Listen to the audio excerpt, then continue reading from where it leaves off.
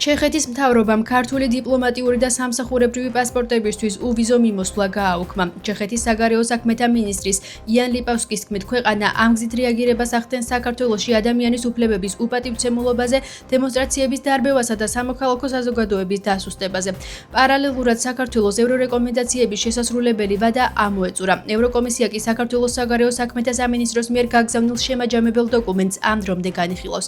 ოპოზიციის წარმომადგენლების თქმით, თუ ხელისუფლება დასავლეთთან ურთიერთობას არ გამოასწორებს, ქვეყანა ევროპასთან უვიზო მიმოსვლის უფლებას დაკარგავს და სრულ იზოლაციაში აღმოჩნდება. მმართველი გუნდი კი დასავლეთის კრიტიკას ქვეყნის საშინაო საქმეებში ჩარევად მიიჩნევს და თვლის, რომ საქართველოს სწორი მიმართულებით ვითარდება.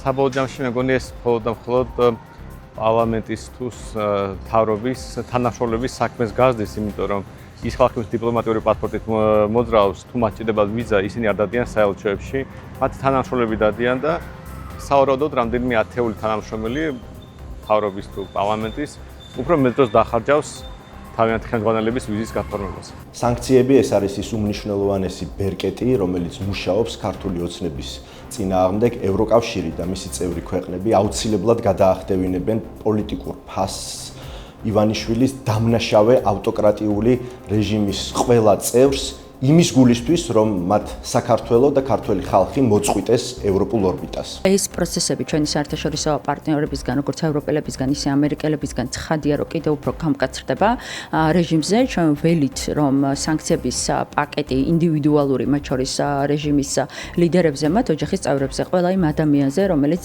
რეჟიმს ხელს უწყობს ძალაუფლების შენარჩუნებაში, იქნება კიდევ უფრო ფართო, იქნება კიდევ უფრო კონკრეტული, კიდევ უფრო ტარგეტირებული ყველა იმ ადამიანზე, რომელსაც ეკისრება პასუხისმგებლობა რეჟიმის მმართველობისგან. მაშინ, როდესაც ქართულ დიპლომატიური პასპორტის მქონე ადამიანებს ჩვეულებრივად შეუძლიათ გადაადგილება, ამ პირობებში დიპლომატიური პასპორტებისთვის შეზღუდვების დაწესება არის ერთი მხრივ მათივე რეპუტაციული ზიანი, იმიტომ რომ წარმოუდგენელია, რამ შეიძლება დიპლომატიური პასპორტებისთვის უფლებამოსილების შეწყვეტა გადაგაწყვეტინოს და მეორე გარკვეულწილად პოპულისტური ნაბიჯიც,